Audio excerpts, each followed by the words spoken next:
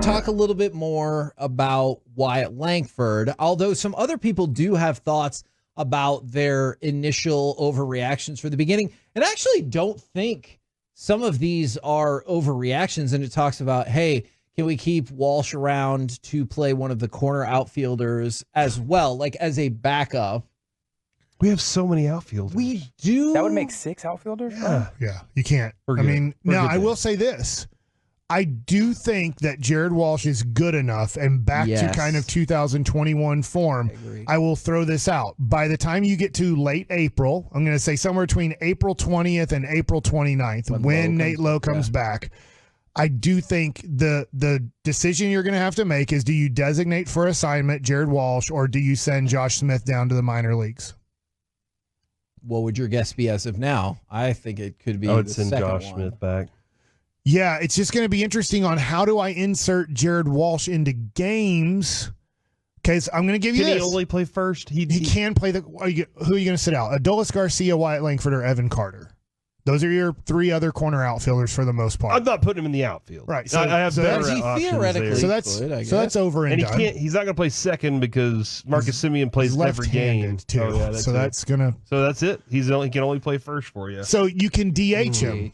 Right? But now who am I sitting out? Now, I will say this. As this goes along, let's see how Evan Carter, Leody Taveras, and Wyatt Langford play out, because there could be a situation where you look at it and your best lineup could be where Evan Carter plays center field and Wyatt Langford plays left field and Jared Walsh, I don't know, plays first base and Nate Lowe DHs. I could see that.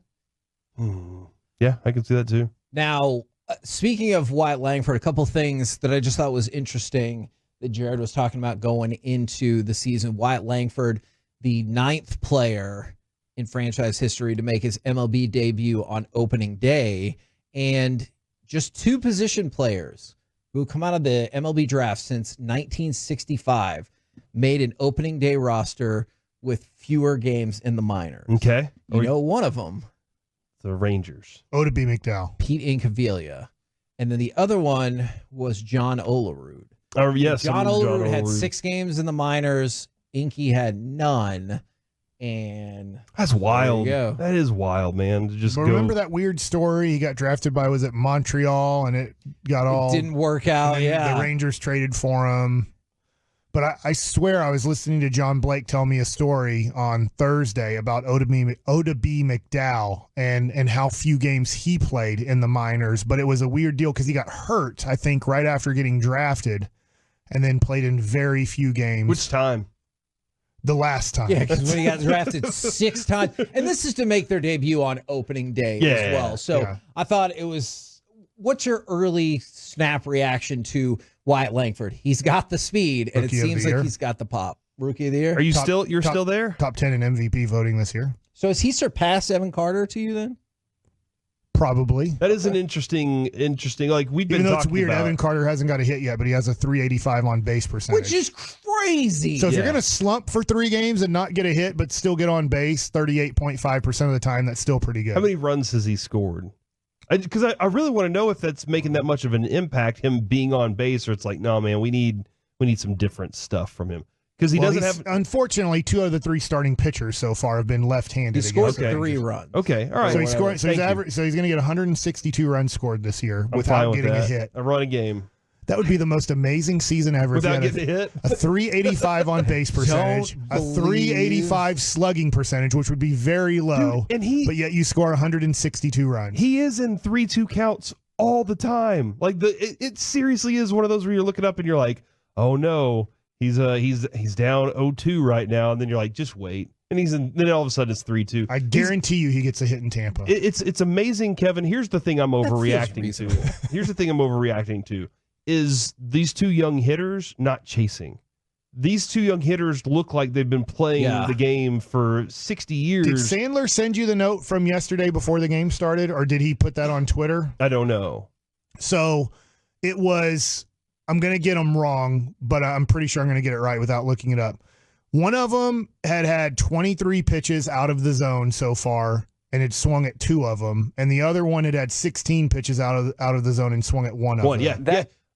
Sorry, that note from Jared Sandler, verbatim. Evan Carter has swung at just 1 of 23 pitches he's seen outside of the zone. Wyatt Langford has swung at just 2 of 16. And that was before, and that was before yesterday's game. So if you have to miss very, very close to get them to chase, and they're still not. And a lot of pitchers are looking at it because they're still trying to get books on these guys. Sure. They're looking at these guys and they're going, okay, I'm just going to throw some stuff up there and he should chase this. And they're not.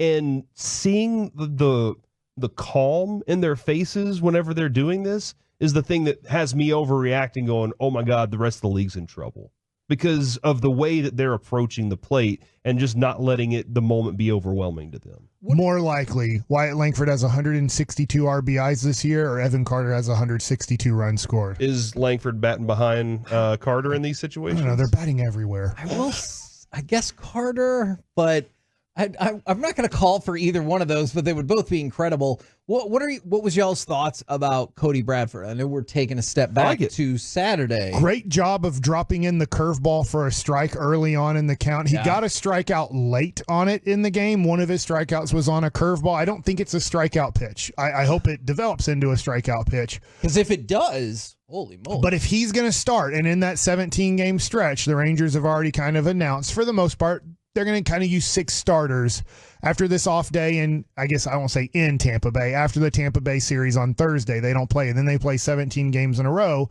I do think Michael Lorenzen will be inserted into the rotation, but it doesn't mean Cody Bradford will be taken out of the rotation, at least for that 17-game stretch. So it was a great sign. Obviously, the opposite was, I really feel like John Gray can be a good, consistent pitcher in this league, and he did not get off to a good start. I think he can be a good pitcher. His consistency is the problem. More concerned than about consistency of Leclerc or Gray? Gray, because we did see, and I guess we saw one time for John Gray in a big moment, but in the biggest moments during the playoffs, Leclerc was there for you. Like, he gave up the 1 home run to Altuve. Other than that, he was clean. And he's done this so many times in his career. This is the weird thing about Leclerc is, I mean, I'm not saying he's going to repeat 2023. I'd love for him to repeat it as in really struggle and then win the World Series for us, or help win the World Series. Last year, he got off to, I'd have to go back and look at his game log, but it felt like he was supposed to be the closer and got off to a slow start, and that's why Will Smith had to be the closer for the first half of the season.